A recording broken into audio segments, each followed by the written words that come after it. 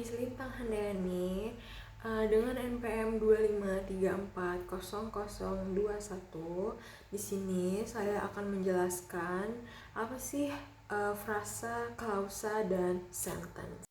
Oke, first kita akan explain about frase atau frasa. Jadi frasa adalah kelompok kata yang punya makna tapi dia nggak punya subjek dan nggak punya predikat. Jadi frase itu bisa dibilang dia belum bisa berdiri sendiri sebagai kalimat. Contohnya itu in the classroom. Dia punya arti tapi dia nggak ada subjek dan verbnya gitu. Jadi kayak nggak lengkap. Makanya ini tuh kayak masih potongan, bukan kalimat utuh gitu. Jadi kalau kita pengen cepet ingat frase tuh apa sih? Frase itu potongan kata yang belum punya makna. Dia punya makna tapi dia belum lengkap gitu maknanya. Oke, next. Yang kedua ada klausa. Nah, kalau klausa ini dia tuh udah punya subjek dan udah punya verb.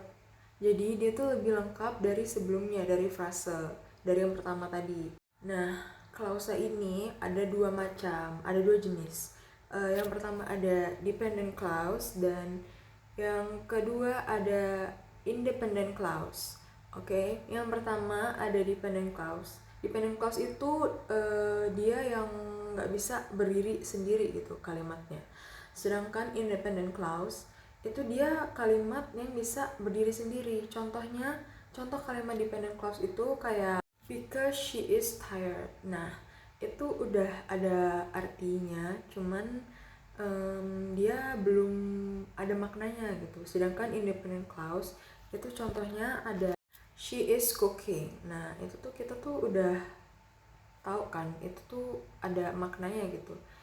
Jadi intinya klausa itu kalimat yang udah ada subjek dan verb tapi belum tentu bisa jadi kalimat. Oke, the last one ada sentence atau kalimat. Sentence itu adalah gabungan minimal satu independent clause yang menyampaikan makna lengkap. Jadi, nah contoh sentence itu bisa kayak she is cooking dinner gitu. Dia sedang memasak untuk makan malam. Jadi sentence itu adalah klausa yang udah menyampaikan kalimat utuh atau makna yang utuh gitu.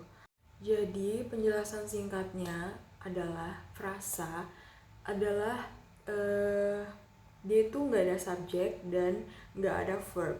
Dan yang kedua klausa itu dia ada subjek, ada verb. Dan yang ketiga itu sentence, dia itu makna lengkap. Jadi kayak gabungan dari frase dan klausa. Mungkin itu saja penjelasan saya tentang frasa, klausa, dan sentence. Kurang lebihnya saya mohon maaf, saya akhiri. Wassalamualaikum warahmatullahi wabarakatuh.